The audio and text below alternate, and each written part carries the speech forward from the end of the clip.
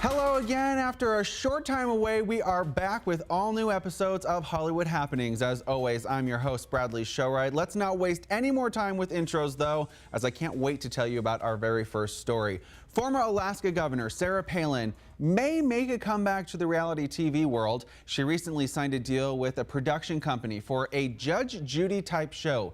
Palin does not have a law degree, but she has already signed on to do the show, and it will premiere already next year. You may remember that this is not Palin's first reality show. She starred in TLC's Sarah Palin's Alaska back in 2010. Most recently, though, Palin was back in the spotlight for endorsing Republican candidate Donald Trump.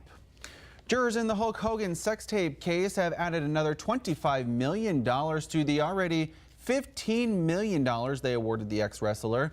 The jury deliberated for nearly 4 hours before deciding on the punitive part of the case. Hogan sued Gawker Media, its founder Nick Denton, and former editor AJ Delirio for violating his privacy by posting a snippet of his sex tape. The 6 jurors said that Gawker was liable for $15 million in punitive damages, and Denton was liable for $10 million. Delirio was found liable for an additional $100,000.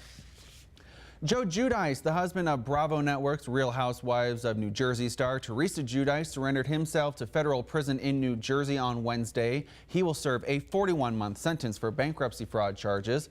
Family, including Teresa, his brother, his sister, and several other members of the Giudice family, were rumored to be present when he turned himself in. The Giudices both pled guilty in March of 2014 to federal bankruptcy fraud charges. Teresa was released from prison in December after serving a 15-month sentence. The Dark Knight and Man of Steel still battled it out in London on Tuesday night. Despite the morning terror attacks in Brussels, Warner Brothers decided to move forward with plans for the London premiere of Batman vs. Superman: Dawn of Justice. But out of an abundance of caution, the studio canceled the star-studded red carpet event ahead of the screening. The film premiered in New York on Sunday.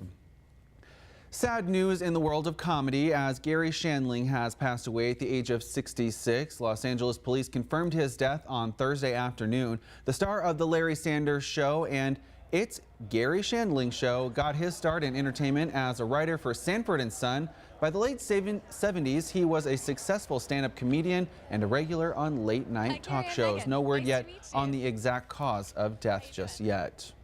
Well, just days after President Obama's trip to Cuba, another historic visit for the island nation, the Rolling Stones. The British rock band is playing in Havana today. The open-air concert will be free of charge and is expected to draw hundreds of thousands of fans. The Stones are the first major international band to play the island nation since the Cuban Revolution.